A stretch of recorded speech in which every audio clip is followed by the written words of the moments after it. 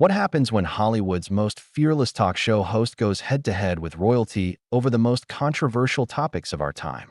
You won't believe what unfolds when Prince Harry sits down with Bill Maher for what was supposed to be a standard celebrity interview, but quickly spirals into one of the most explosive confrontations in late-night television history. Tonight's episode delivered drama that nobody saw coming, with tensions escalating to a breaking point that left audiences stunned and one guest storming off the set in fury. Before we get into this incredible story, make sure you hit that subscribe button and drop a comment below because you're not going to believe what unfolds. The atmosphere in the studio was electric as Prince Harry made his entrance, waving to the audience with that familiar royal smile. Bill Maher, ever the gracious host, stood to greet him with a firm handshake and his trademark grin. The crowd erupted in applause as Harry settled into the guest chair, adjusting his jacket and flashing that charming smile that had won over millions worldwide. But beneath the surface pleasantries, something felt different tonight. Maher's eyes held a glint of mischief, and those who knew him well could sense he was ready to pounce. "Prince Harry, welcome to real time," Maher began, his voice carrying that familiar blend of warmth and barely contained irreverence. "I have to say, it's not every day we get actual royalty on the show. Though I suppose in America, we're all about overthrowing monarchies, right?" The audience chuckled, but Harry's smile flickered for just a moment. "Well, Bill, I think you'll find I'm not exactly your typical royal these days," he replied, his British accent crisp and confident. "I've been living the American dream, as they say." Maher leaned back in his chair, already sensing an opening. "The American dream, sure. But let's talk about the American nightmare you've been putting your family through. All this public drama, the tell-all books, the Netflix series. It's like watching a very expensive soap opera, except the actors are real people with real feelings." Harry's posture stiffened slightly, but he maintained his composure. "I think there's been a lot of misunderstanding about what Meghan and I have been trying to accomplish. We're simply trying to tell our truth and create positive change in the world." "Your truth," Maher repeated, emphasizing the words with air quotes. "See, that's where you lose me, Harry. There's not your truth and my truth. There's just the truth. And the truth is, you've been airing your family's dirty laundry in public for years now, making millions off of it, while simultaneously claiming you want privacy." The audience fell silent, sensing the shift in tone. Harry's jaw tightened, and he leaned forward slightly. "With respect, Bill, I don't think you understand the full context of what we've been through. The media harassment, the racism my wife faced, the complete lack of support from the institution." "Oh, here we go," Maher interrupted, his voice rising with passion. "The racism card. Look, I'm not saying racism doesn't exist, of course. It does. But you married into the most traditional, centuries-old institution on the planet, and then you act shocked when they don't immediately bend to your every whim? It's like joining the Marines and then complaining about the uniform." Harry's face reddened, and his voice grew sharper. "This isn't about uniforms, Bill. This is about my wife being driven to the point of having suicidal thoughts because of the treatment she received. This is about our son's security being taken away because we dared to step back from duties that were destroying our mental health." Maher didn't back down. "And I'm sorry about that, I really am. Mental health is serious business. But let's be honest here. You've turned your pain into a brand. You've got book deals, streaming deals, speaking engagements. You're literally profiting off of your family drama while claiming to be victims." The tension in the studio was palpable now. Audience members shifted uncomfortably in their seats, and even the camera operators seemed to sense they were witnessing something extraordinary. Harry's hands clenched into fists on his lap, and his voice carried a dangerous edge. "You think this is about money?" Harry asked, his voice low but filled with barely contained anger. "You think I wanted to leave everything I'd ever known, walk away from my family, my country, my duties, for a paycheck?" "I think," Maher said, leaning forward with the intensity of a prosecutor making his closing argument, "that you've been manipulated by people who saw dollar signs when they looked at you. I think you've been convinced that your family is the enemy when they're probably just trying to preserve an institution that survived for 1,000 years." Harry shot to his feet, his chair scraping against the floor. "Don't you dare bring my wife into this. Don't you dare suggest she manipulated me. You don't know her. You don't know us. and you certainly don't know what we've been through." Maher remained seated, but his voice grew louder, more defiant. "I know what I see, Harry. I see a man who had everything: respect, purpose, a role in history, and threw it all away because he couldn't handle the pressure. And now you're trying to rewrite history to make yourself the hero of your own story." The audience was dead silent now, the usual laughter and applause replaced by an electric tension that seemed to charge the very air. Harry stood there, towering over Maher, his chest heaving with barely controlled fury. His hands trembled slightly, and those close enough could see the veins in his neck standing out prominently. "You want to know about pressure?" Harry's voice was now a dangerous whisper that somehow carried to every corner of the studio. "Let me tell you about pressure. Pressure is walking behind your mother's coffin at 12 years old while the world watches. Pressure is having every relationship, every mistake, every human moment scrutinized and twisted by people who've never lived a day in your shoes." Maher's expression softened for just a moment, but then his combative instincts kicked back in. "And I'm sorry for that loss, Harry. I really am. Diana was extraordinary. But you're not honoring her memory by tearing down everything she worked within the system to change. You're burning it all down and walking away." Harry's eyes flashed with something dangerous. "Don't you dare invoke my mother's name to justify your ignorance. She would have understood exactly why we had to leave. She would have supported us getting away from the same institution that failed to protect her." The confrontation was reaching a fever pitch, and everyone in the studio could feel it. This was no longer a talk show interview. This was a battle of wills between two men who refused to back down. And as Harry's anger reached its boiling point, it became clear that something was about to explode that would change everything about this night. Maher stood up now too, matching Harry's energy, with his own brand of New York grit. "You want to talk about your mother? Let's talk about your mother. Diana worked within the system to create change. She didn't run away to California and start a podcast empire. She stayed and fought, even when it was hard, even when it hurt." Harry's face went white, then red, his fists clenching and unclenching at his sides. "How dare you? How dare you sit there and lecture me about my own mother when you've never sacrificed anything for anyone in your life? You're a comedian who thinks controversy equals wisdom. I'm a comedian who calls out hypocrisy when I see it." Maher shot back, his voice cutting through the studio like a blade. "And what I see is a man who had the chance to be a force for good within one of the world's most influential institutions, and instead chose to become a professional victim." The words hung in the air like a grenade with the pin pulled. Harry's breathing became labored, his chest rising and falling rapidly. For a moment, it looked like he might actually take a swing at the host. The security team, positioned discreetly around the studio, tensed and moved slightly closer to the stage. "Professional victim?" Harry's voice was barely controlled now, each word dripping with venom. "You want to know about victims, Bill? Victims are the people who can't speak up for themselves.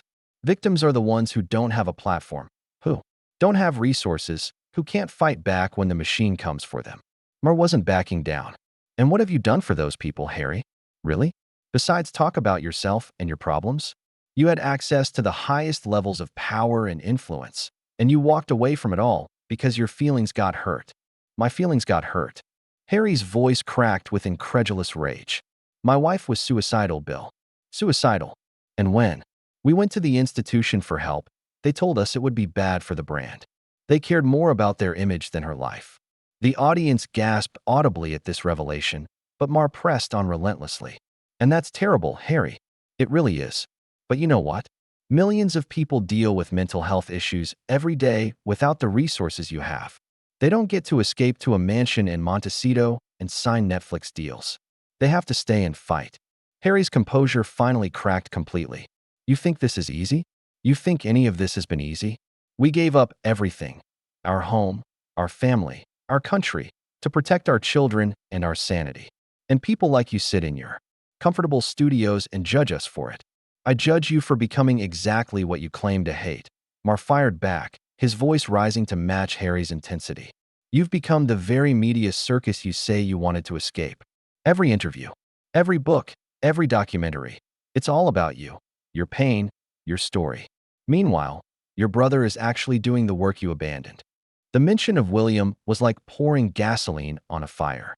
Harry's eyes blazed with fury, and he stepped closer to Maher, close enough that the host could see the rage burning in his eyes.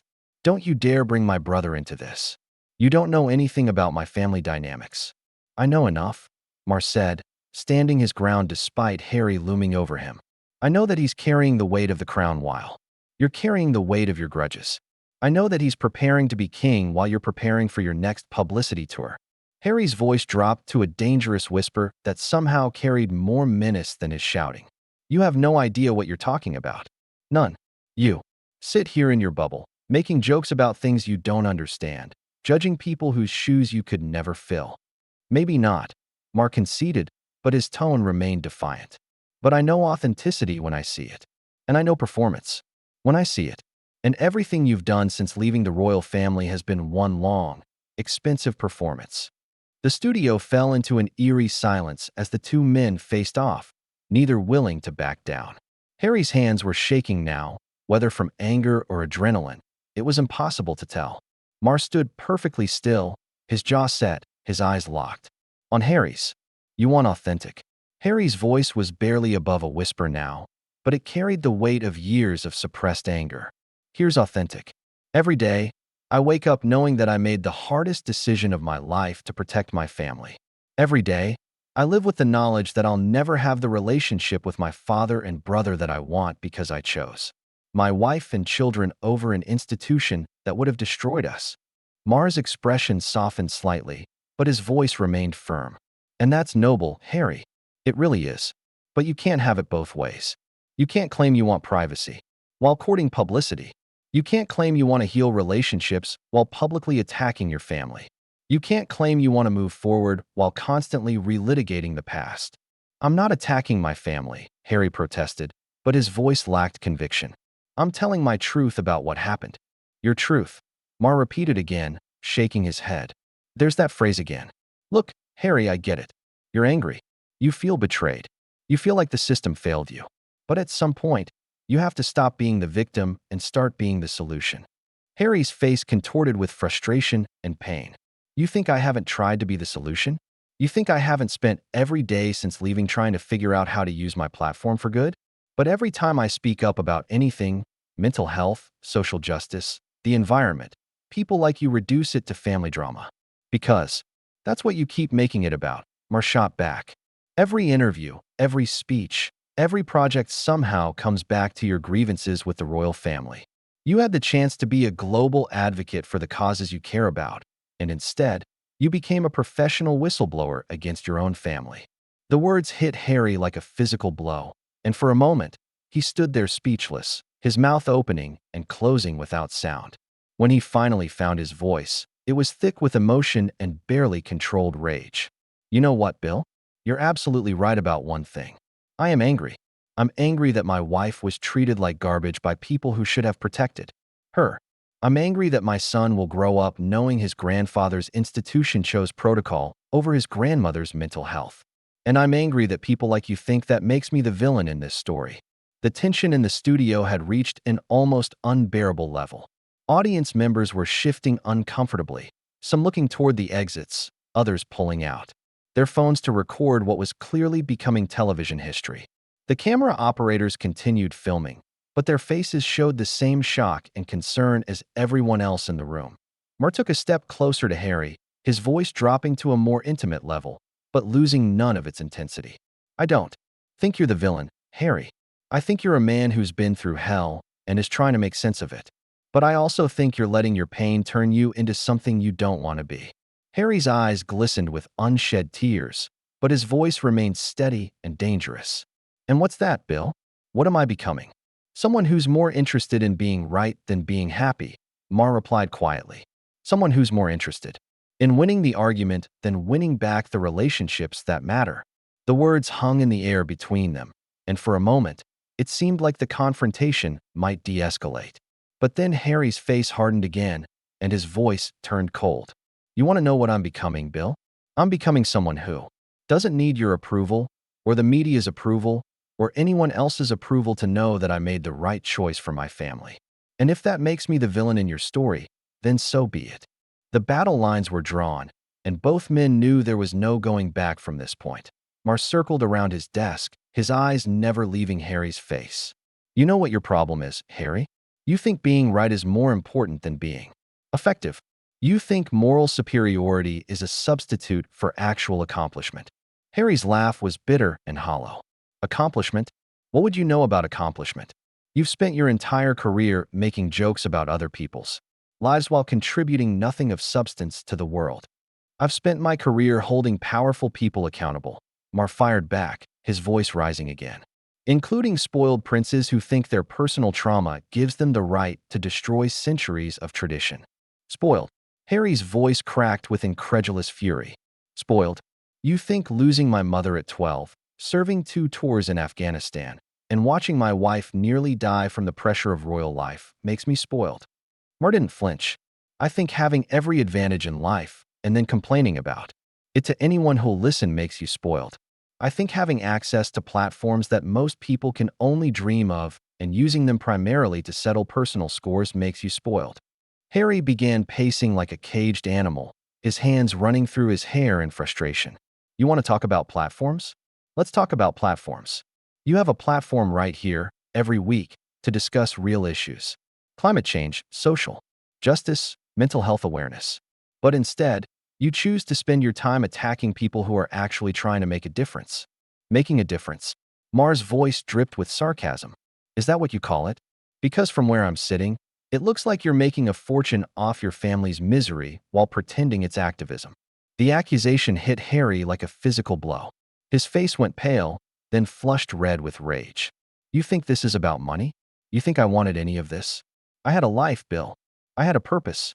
I had a family that I loved, even with all its flaws. And I gave it all up because staying would have killed the woman I love. And I respect that sacrifice, Mar said, his tone becoming more serious. But what I don't respect is the way you've weaponized that sacrifice. Every interview, every book, every documentary is another grenade thrown at your family. And you justify it all by claiming you're helping people. Harry stopped pacing and turned to face Mar directly, his eyes blazing with fury. You want to know who I'm helping? I'm helping every person who's ever felt trapped in a toxic situation and been told they have to stay because of duty or tradition. I'm helping every person who's ever been told that their mental health doesn't matter as much as appearances. And you could have done all of that without burning bridges with your family, Mar countered. You could have been a voice for change from within the system instead of a voice of destruction from outside it. Harry's composure finally shattered completely.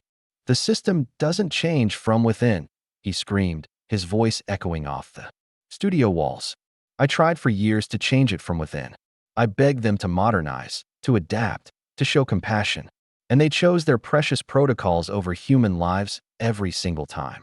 The audience sat in stunned silence, some covering their mouths in shock. This was beyond anything they had expected to witness. Mar stood his ground, but even he seemed taken aback by the raw emotion pouring out of Harry. So you ran away, Mar said quietly, but his words carried like a thunderclap in the silence. When things got tough, when the fight got hard, you ran away to America and started a new life funded by telling the world how terrible your old life was. Harry's eyes filled with tears of rage and frustration. I didn't run away. I made a choice. The hardest choice of my life. I chose my wife and children over an institution that would have destroyed them. And I'd make that choice again 1,000 times over. Even if it meant never speaking to your father again. Mar pressed, sensing he'd found a nerve. Even if it meant your children will grow up not knowing their grandfather, their uncle, their cousins. The question hung in the air like a sword over Harry's head. For a moment, his anger seemed to deflate, replaced by something that looked like profound sadness. But then his jaw set again, and his voice turned cold and determined. My children will grow up knowing that their father chose love over duty, authenticity over appearance, and truth over tradition. They'll know that when it mattered most, I protected them instead of sacrificing them to an institution that cares more about its image than its people. Mar shook his head slowly. And they'll also grow up knowing that their father chose public revenge over private reconciliation. They'll know that he turned family pain into entertainment for the masses. That's enough, Harry said, his voice deadly quiet. You've crossed every line there is to cross tonight, Bill. You've questioned my motives, my marriage, my love for my children, and my respect for my mother's memory. But I won't sit here and let you rewrite history to make me the villain. I'm not rewriting anything, Maher replied, his own voice growing quieter but losing none of its intensity. I'm just pointing out that victims don't usually get multi-million-dollar deals for being victims.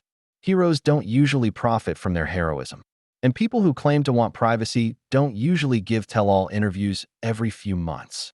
Harry stood there for a long moment, his chest heaving, his hands trembling with barely contained rage.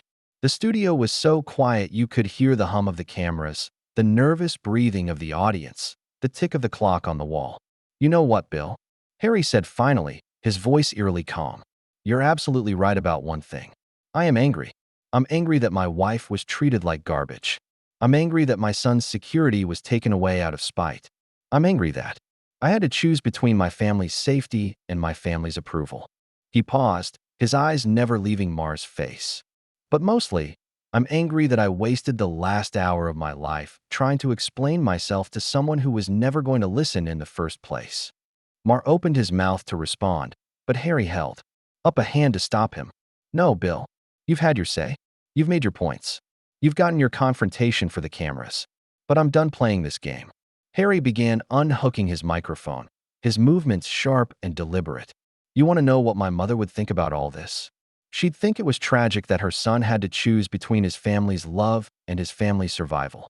She'd think it was heartbreaking that speaking the truth about abuse and neglect makes you the villain instead of the hero. The microphone pack hit the floor with a dull thud as Harry tossed it aside. But most of all, she'd think it was pathetic that a talk show host thinks he understands the complexities of royal life better than someone who lived it for 35 years. Maher tried one last time to salvage the situation. Harry, wait. We can— No, Harry cut him off, his voice final and absolute. We can't. This conversation is over. This interview is over. And my patience with people who think they know better than I do about my own life is over. Harry turned toward the studio exit, then paused and looked back at Maher one final time. You know what the real tragedy is, Bill?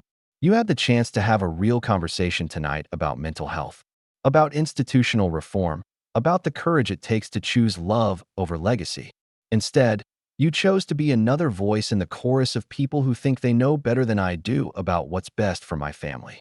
With that, Harry Windsor turned and walked toward the exit, his shoulders straight, his head held high. The audience watched in stunned silence as he strode past the cameras, past the production crew, and out of the studio without looking back. Maher stood alone on the stage, watching the door close behind his departed guest. The studio remained silent for several long moments before he finally turned to face the cameras, his expression unreadable. Well, he said quietly, adjusting his jacket and running a hand through his hair. I guess we'll have to go to commercial. A little early tonight. The red recording light on the cameras finally went dark, but the tension in the studio lingered long after the confrontation had ended. What had started as a celebrity interview had become something much more significant. A battle between two worldviews, two approaches to handling pain and conflict, and two very different ideas about what it means to be authentic in public life. As the studio lights dimmed and the audience began to file out, still buzzing with shock and excitement over what they had witnessed, one thing was clear. This was a night that would be talked about for years to come. Bill Maher had gotten his confrontation, but at what cost? And Prince Harry had made his point, but had anyone really been listening? The answers to those questions would have to wait for another day, another show, another conversation. But for now, the battle was over, and both men would have to live with the consequences of what had been said in the heat of the moment.